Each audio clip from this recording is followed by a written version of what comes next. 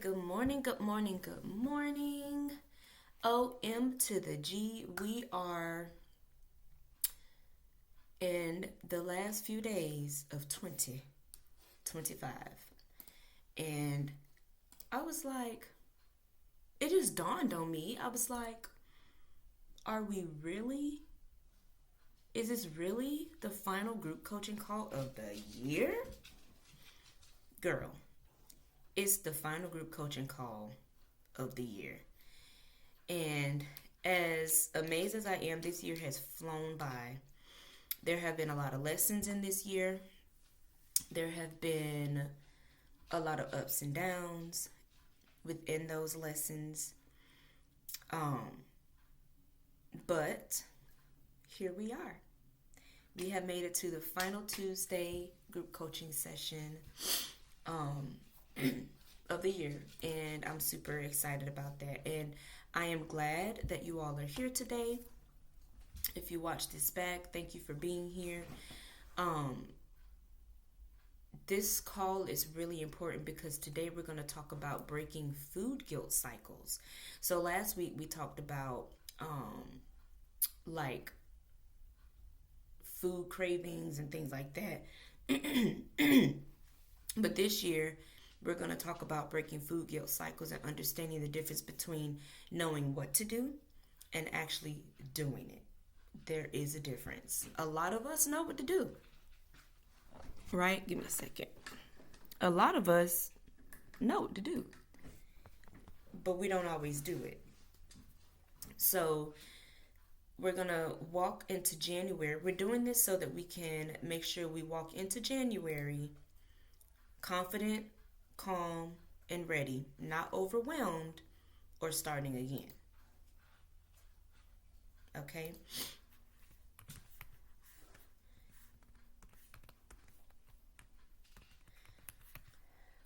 I don't know why I can't type today. So thank you, Zach and Isaiah, for being in my audience today. Y'all are the real MVPs. For y'all who don't know, these two handsome guys are my sons, and they're on to help me with commentary, questions, and things like that, just to make the call a little more interactive.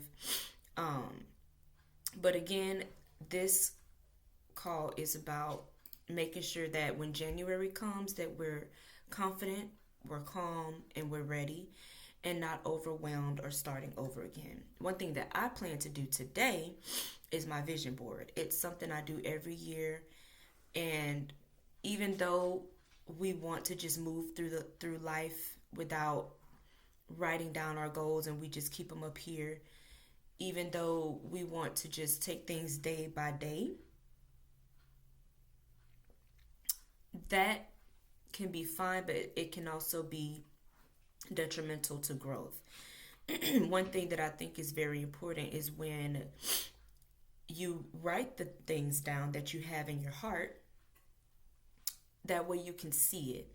I used to host vision board parties all the time with people to help them map out their goals, write things down, categorize them by personal goals, financial goals, family goal, relationship goals, and work goals, right? In this way that we can make sure that we are aiming towards those things.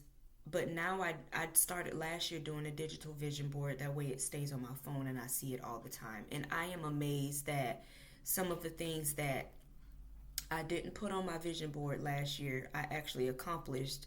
So that just told me that God has something else in the plans for me that I wasn't even aware of. So I'm super stoked about that as well. So writing things down, making it plain, putting it where you can see it every day is going to really help you hone in. So if your goal is to lose 50 pounds or have a better relationship with food or whatever it might be, put that on your vision board and make sure that every day you set your intention around that goal. Because if whatever your actions are is not aligning to whatever that goal is that you wrote down for yourself, not somebody else wrote down, but that you wrote down for yourself, If you put those goals down, your intention each day should be around making sure that you achieve that goal by the end of the year. So, um, just to kind of give some house rules, like I always do, tools that help you on your journey.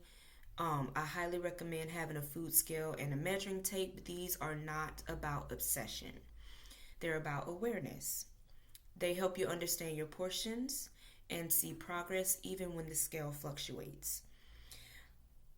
Um, Also, I do have, if you haven't joined our free Sassy Fit Queens Facebook group yet, please let me know.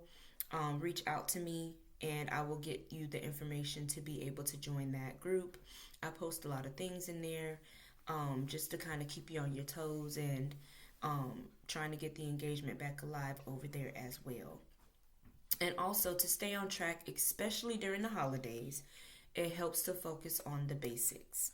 The holidays are drawing to an end, so a lot of people use January as their starting point, but I don't believe in waiting until January. I believe in starting now. That way, your habits can carry over into January.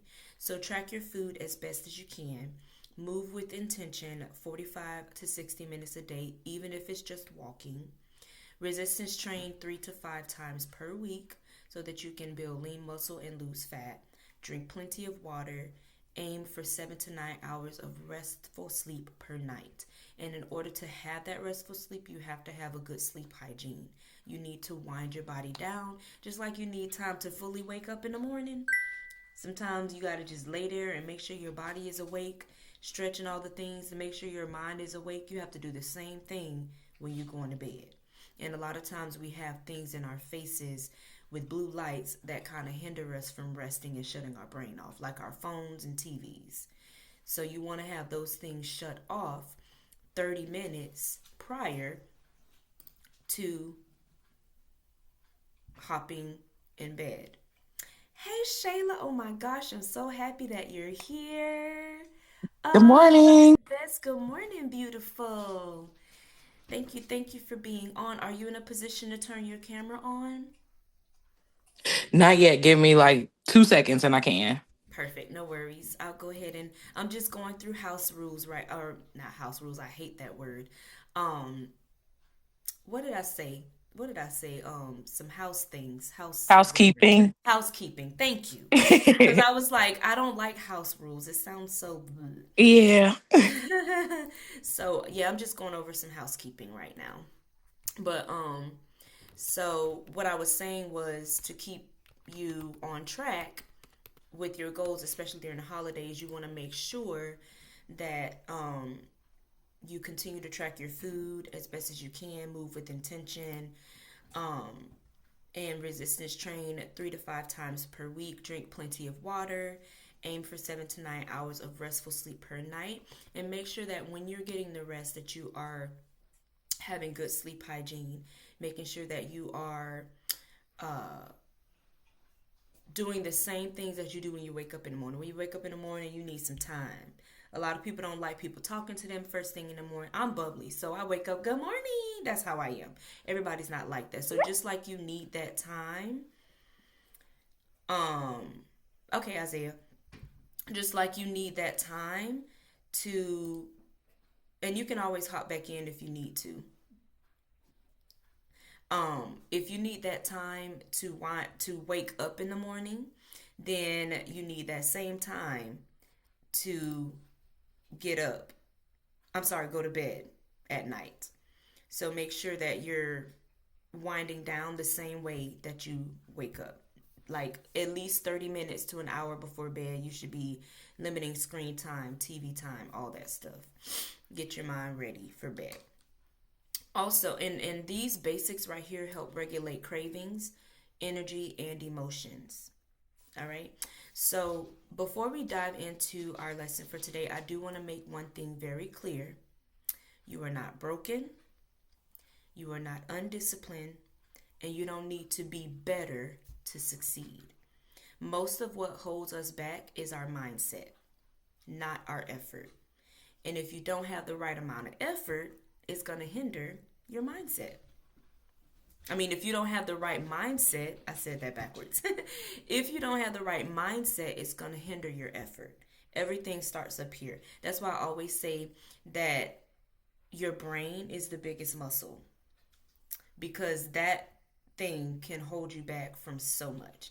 So today is about releasing guilt, understanding patterns, and setting January up the right way. All right. So, y'all know I love to do a little icebreaker. So, on a scale of 1 to 10, how much food guilt do you usually feel around the holidays?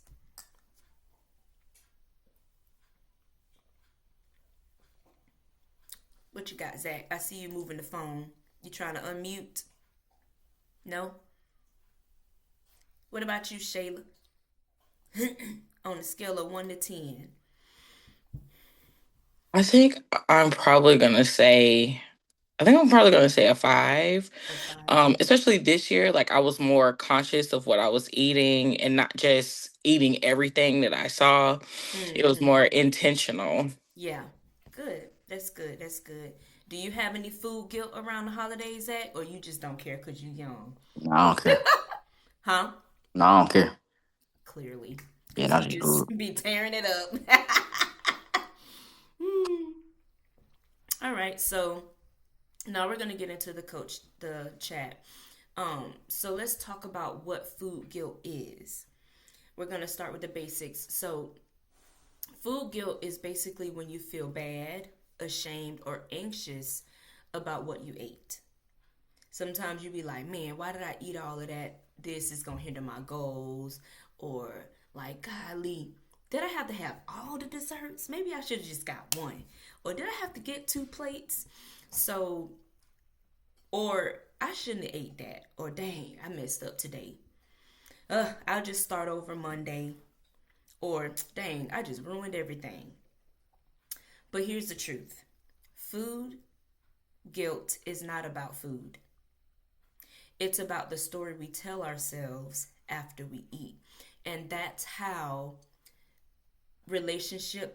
unhealthy relationships with food develop because of the stories that we tell ourselves, the things that we hear from other people. So, food guilt doesn't make you healthier. It doesn't burn calories and it doesn't teach your body anything. All it does is create stress, and then stress leads to more overeating, right? So imagine dropping your phone on the floor. A healthy response would be, oops, let me pick it up and just keep going. A food guilt response would be, I dropped it, dang, so I may as well throw it against the wall and break it some more. That's what you're doing with food guilt, right? So have you ever eaten more because you felt guilty about you already ate? Anybody? No? Good. I love that. So we do have some people that in the world who are that way. They feel like, well, I done messed up. I might as well just keep going. And that's the easiest way to derail your progress if you've even started. And that's one way to like mess yourself up and end up in that weight gain spiral. So let me show you how the food guilt cycle works and see if this feels familiar. So one, you eat something off plan, you feel ashamed or guilty, and then you think, I already messed up. Then you eat more because you're like, what's the point now? And then you promise to be good tomorrow. Then you restrict too hard. Like, oh, I'm going to not eat today, or I'm only going to eat fruit today, or I'm only going to drink water today. And then you get hungry, you get tired, you get stressed, and you overeat again because you restricted yourself. And then the cycle repeats. That's how you don't know how many people I've had reach out to me and be like, can you send me something I can do real quick to lose weight in like a week? No. Because whatever I send you to do to lose weight in a week is not sustainable. You're going to end up right back where you started. Or you're not even going to make it through. You're not going to make it through that week. Because you're going to be like, man, this is insane. Who doing this? I had somebody ask me, what's the best protein shake to drink? Because I just want to eat one meal and drink shakes all day. Now, you know that is not something I recommend. We do not stuff up on supplements. A supplement is a supplement to the real thing. You should be eating food. So I can lose weight. Lasted 2 days. I can't do this. This is I need to lose weight fast. No, it's gonna take time because guess what? The weight gain didn't happen fast. It took time. You might feel like it happened fast, maybe because you're here now and you've been here for a long time, so you forget how you got there. But that doesn't mean that it happened fast. So it's not gonna come off fast. And if it come off fast, you're not gonna like how it look anyway. Right? So this is not a willpower problem, it's a pattern problem. And patterns can be changed. So the key line is one choice does not define your body, and one day does not define your journey. So if you have a fun meal on Christmas or Thanksgiving, that ain't gonna derail your whole process. As long as you don't eat like you did on Christmas and Thanksgiving for the next few days. You know what I'm saying? So I have an engagement question again here. Where do you usually get stuck in this cycle, if at all? Is it after step 2, step 4, or step 6? Step 2 was feeling guilty or ashamed. Step 4 was eating more because what's the point now?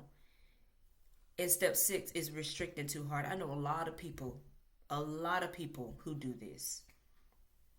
So do you guys feel like you fall into any of those? Maybe at step 2. Step 2. Yeah. And why do you think that is? Uh-oh, you muted still. Sorry, my Alexa was going off. It's okay.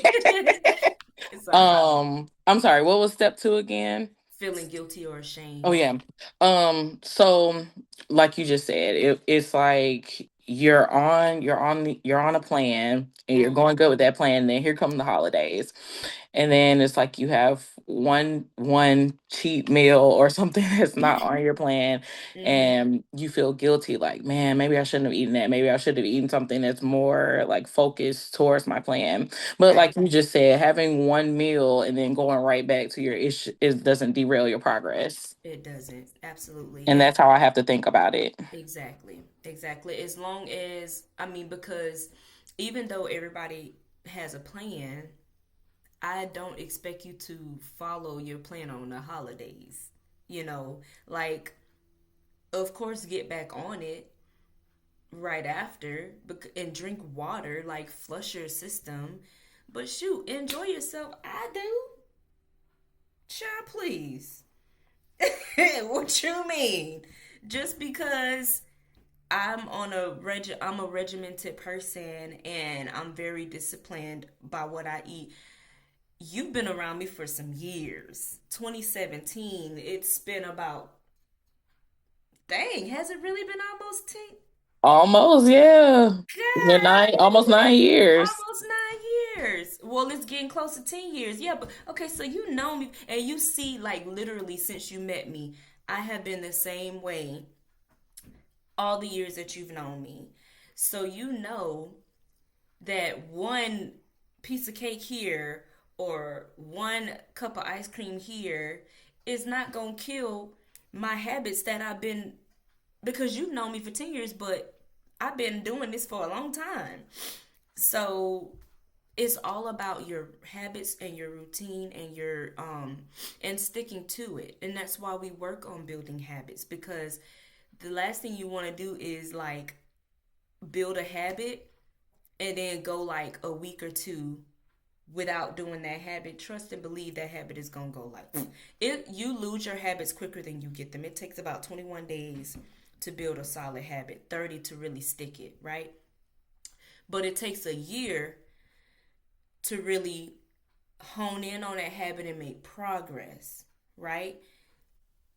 So, can you imagine if you do a week? If it takes 21 days to build a habit, how quickly do you think you can fall off? I mean, think about the gym.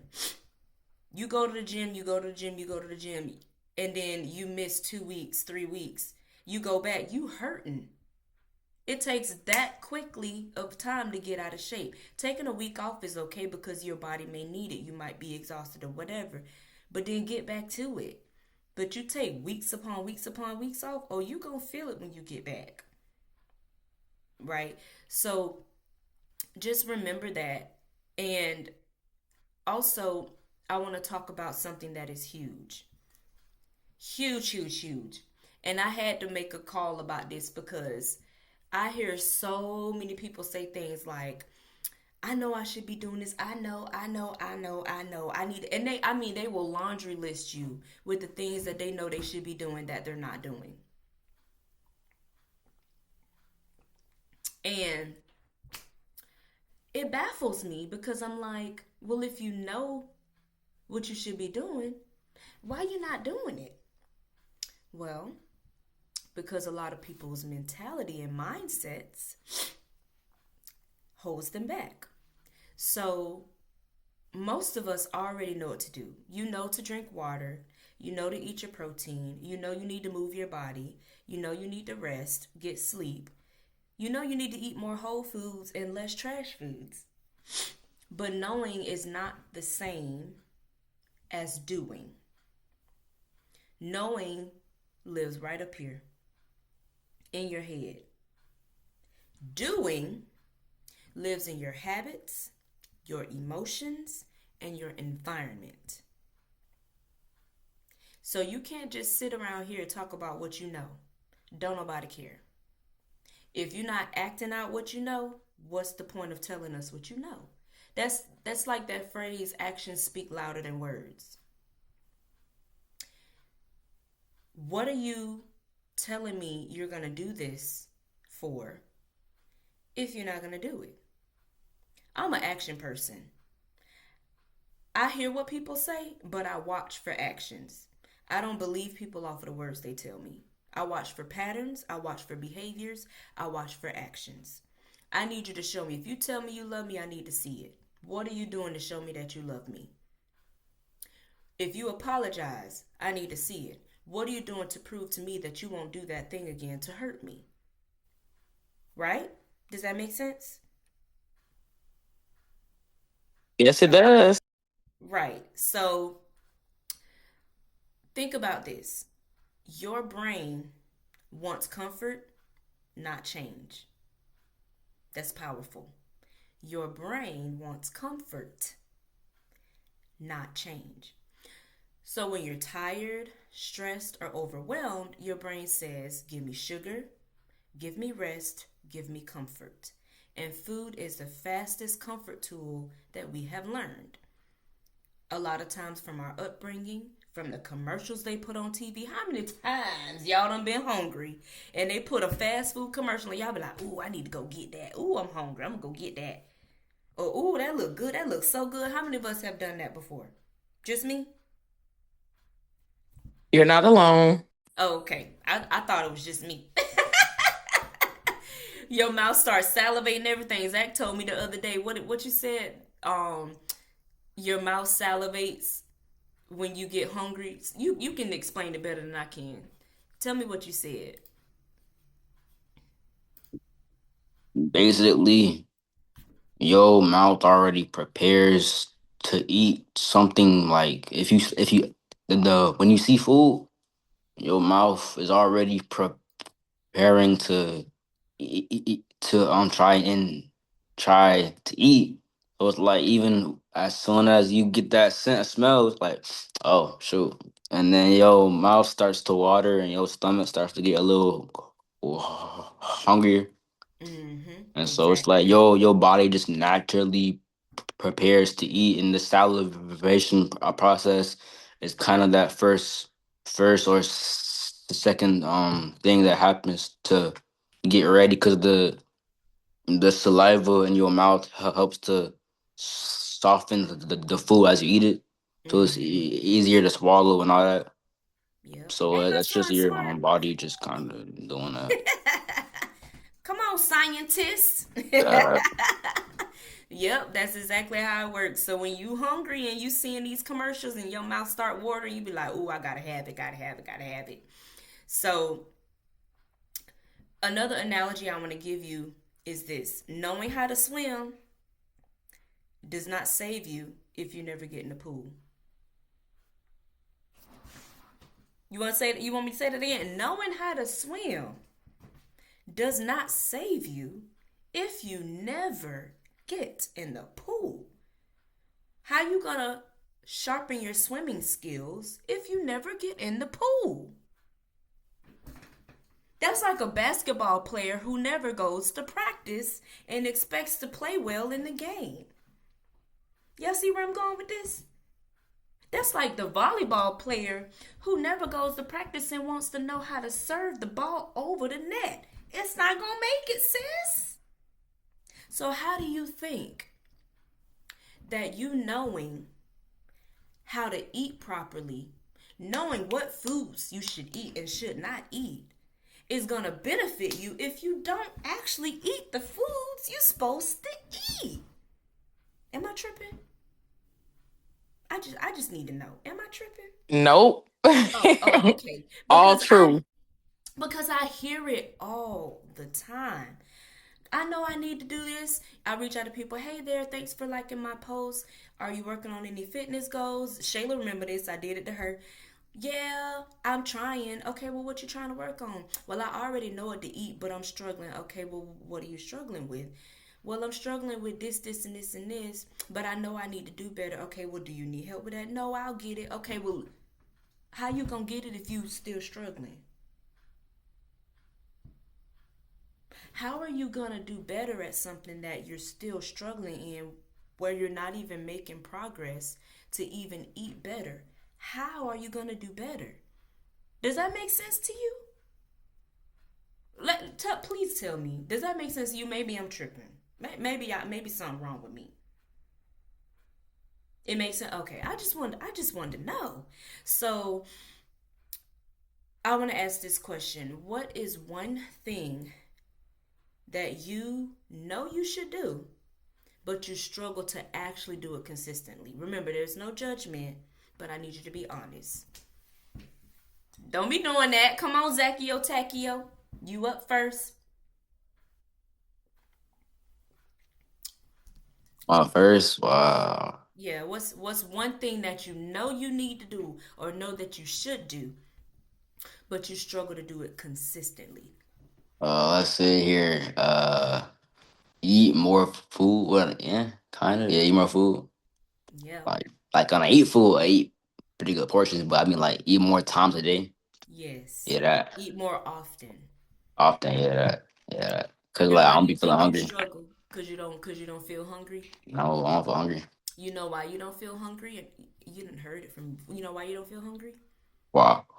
Because your metabolism needs to be sped up when you eat. And also when you eat such big portions of the wrong stuff that it's making you not hungry. Cuz think about this. How many times have we gone to Thanksgiving? Maybe it's just me. But when I eat Thanksgiving food, I'm not hungry the rest of the day.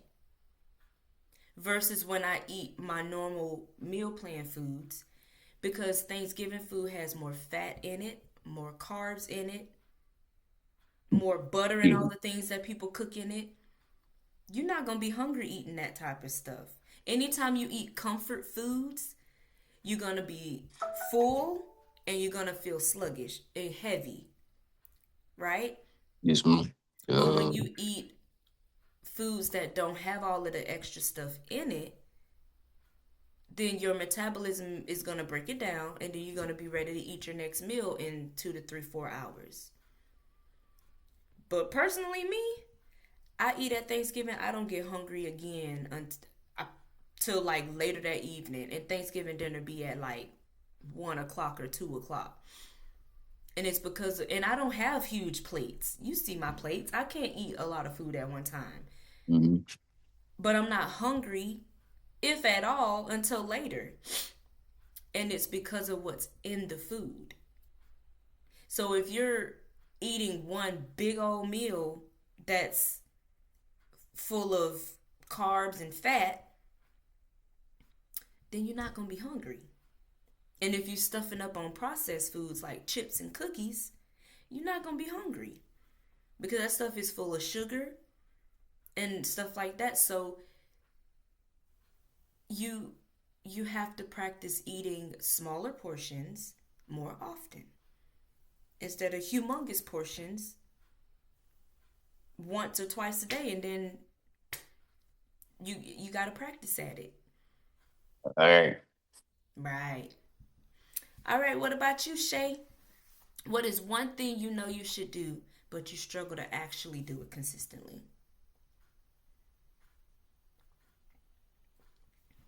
Oh, wait, she might not be on. Yeah, I think she said she was going to get off or drop off or something. Oh, she said just off camera. Okay, that's fine. Yeah. Okay, so now we're going to talk about why January feels so hard for so many women. Okay, so January usually looks like this. I need to lose all this weight. I messed up in December. I gotta be perfect now. No carbs, no sugar, no fun. That is not a plan. That is punishment.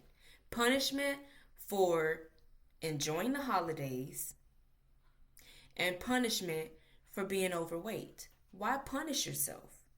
A punishment never leads to consistency. It never does. So, what actually works instead is something like asking yourself, how do I fix myself? How do I support myself? And then instead of the punishment mindset, you can reset your mind in January by saying, no punishment workouts, no extreme restrictions, no starting over, focusing on the basics first, right? Hiring a coach if you don't have one to help you with that so you can have some accountability. I know that there are several apps out there that people can use, but those apps don't give you accountability. Those apps don't call you if you fall off and be like, hey, everything all right?